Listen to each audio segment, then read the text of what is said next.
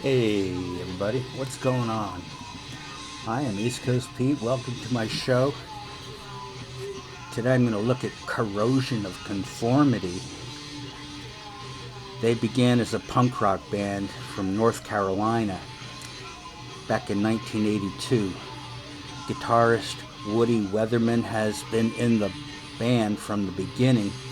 He plus Mike Dean, Reed Mulling, and Pepper Keenan are considered the classic lineup. Over time, Corrosion of Conformity has added new styles to their original punk rock, making this band a missing link between punk and heavy metal. I'm going to try and have a look at them from album to album to see just how they did that. Eye for an Eye in '84 is all hardcore punk. Released on Candlelight Records, there are 20 short songs, including a cover of Peter Green's Green Manalishi from the early days of Fleetwood Mac. Only 2 songs are 3 minutes or over, most are 2 minutes or less, and several are under 1 minute or less. True to the Ramones style punk rock recordings. No long intros, no long solos. You get in, you hit them, and you get out, and make room for the next one. These are not radio-friendly pop songs. Eric Ike is the vocalist. His only C of C album. When he left, Dean and Mullen took over on vocals. On the follow-up, Animosity in '85, and what an ugly sleeve. But totally different than the red and white debut sleeve. Here are the songs on Animosity. 1. Loss of Words. These songs are too long. 2. Mad World. No, not the Tears for Fears song. 3. Consumed. All hardcore, but fans said too long. 4. Holier. Almost melodic vocals, but not quite. 5. Positive Outlook. Key change. They're using a half step. That's pretty punk. I'm impressed. 6. Prayer. It's got machine gun bass. Pray for Power. 7. Intervention.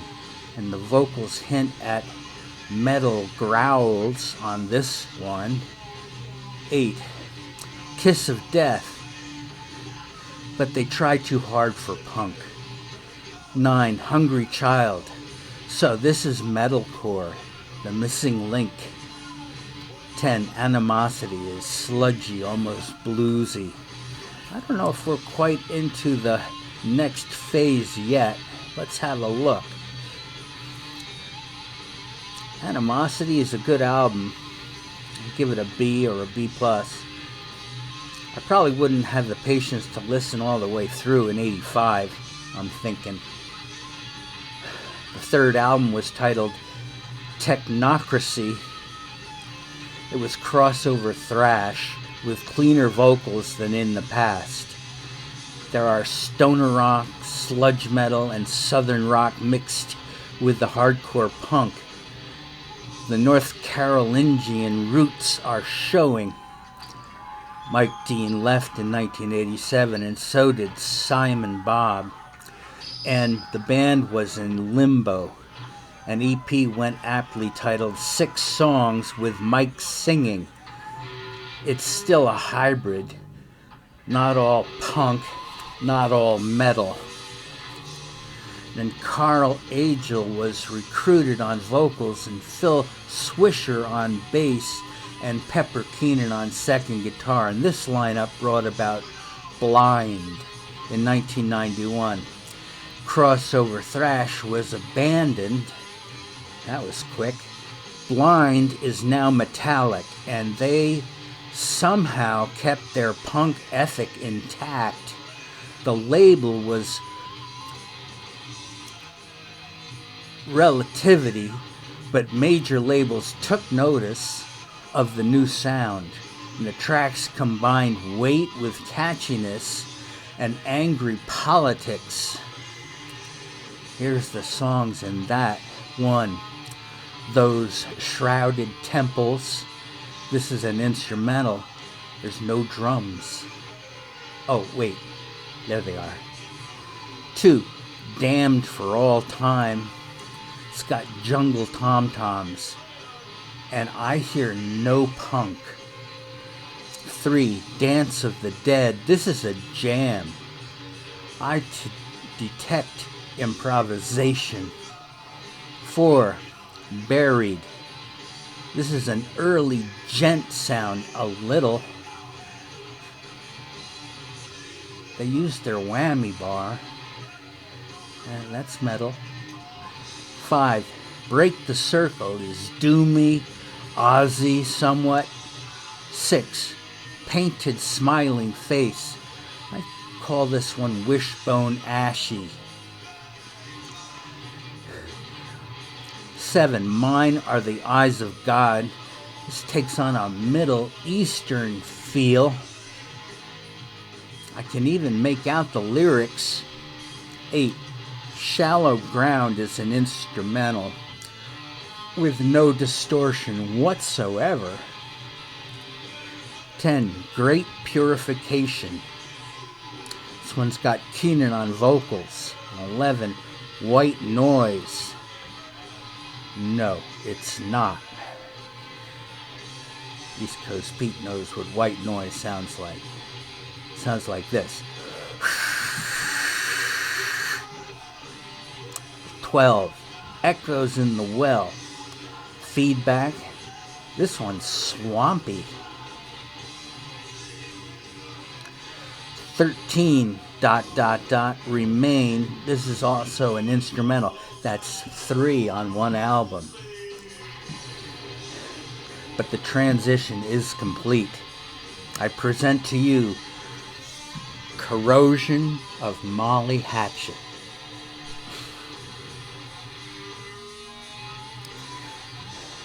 This was Corrosion of Conformity's first commercial success. By the way, commercial success is also not much of a punk trait. Deliverance was now showing more southern rock stylings. Agel and Swisher had left, Dean returned, and Keenan took vocals. Keenan was now the lead guitar and main songwriter, and Corrosion of Conformity was now dwelling in Black Sabbath-tinged heavy metal. And here's the songs on Deliverance. I don't know, was that named after the movie? That scene with the... well, forget it. 1, Heaven's Not Overflowing. Let It Go Before We Lose It All. 2, Albatross. This is not Fleetwood Mac. 3, Clean by Wounds. One wonders why Corrosion of Conformity didn't just change their name when they changed their style. 4, Without Wings. This is an instrumental. Dust in the Corrosion. Got that acoustic guitar thing going on. It's a southern rock band almost. 5, Broken Man. Gets in the groove. Broken Man in a Broken Land. Still political, I see. 6, Senior Limpio. This one's about inadequacy. 8, 7 Days. This may be the best song, but there was nothing left of the Pan's origin. Nothing. 9, Number 2121313. And this is an instrumental. And it's one too many of those. 10. 11. Deliverance. Wah Wah. Collusion of Conformity. 12. Shake Like You is a bit of a mess. And 3. Shelter. Schmelter. 4. Pearls Before Swine. Kind of got a lounge music thing going on now. Wise Blood went in 1996 with a red pig's head surrounded by all-seeing eye pyramids, like on the dollar bill. The name was taken from a novel by Southern Gothic author Flannery O'Connor, and Corrosion of Conformity toured with Metallica. I wonder if that affected Metallica. Columbia dropped Sea of C because Wise Blood sold less than Deliverance. Gold albums weren't enough for Columbia. They preferred platinum. Here's the songs. 1. King of the Rotten. This is Boy Meets Girl.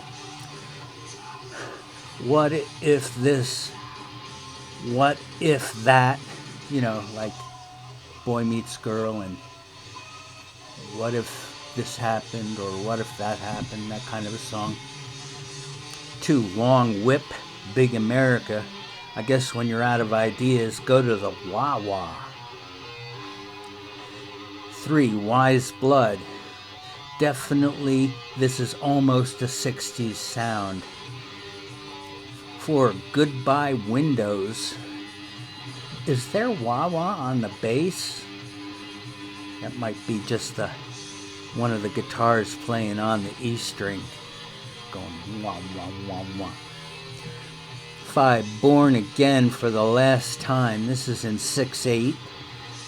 6. Drowning in a Daydream, and I like this one. I think it's the best song on the album. 7. The Snake Has No Head. This one is featuring Alex Montana. Next song is The Door. It sounds like ZZ Top to me. 9. Man or Ash. This one features James Hetfield. And this is actually pretty good. Maybe it's just different. 10. Redemption City. I'm stuck in between, and I know you know what I mean. That kind of a deal. 12. Wishbone, Some Tomorrow. Meh. 12. Fuel, A Faster. Meh. 13. Bottom Feeder. Instrumental. Why? We run out of words. And the reviews for this one were mixed. It has fewer hooks than Deliverance, and Wise Blood peaked at 104 in the US, and Sea of C moved to Sanctuary Records. The next album, America's Volume Dealer, in November 2000, was not as commercially successful as Wise Blood. A string of new drummers were used, as Reed Mullen had left after the album went. Oh boy, where are we going next? Warren Hayes of the Allman Brothers played slide guitar on Star Too Long. Star Too Long. Time is too long. 2005, In the Arms of God was critically acclaimed. It went to 108 in the US and number 1 on the Heat Seekers chart, and Sea of C opened for Motorhead and Disturbed on a North American tour. After that, they took 4 years off to pursue other projects, and by now, all the early fans are long gone. Then in 2010, the Animosity lineup reformed. A self-titled album went in 2012, and it's pretty good. Reed Mullen came back. Pepper Keenan was not singing on this album. Weatherman and Dean are the vocalists. 9th album, IX went in 2014. They attempted to reignite the hardcore, but is it too late? Keenan came back. It was like he never left because he never officially did. Reed Mullen was let go due to health problems. Their 10th studio album was No Cross, No Crown in 2018. Mullen returned but died in 2020. English drummer John Green was his replacement. Mullen was a hard drinker. And I don't mean to break his anonymity,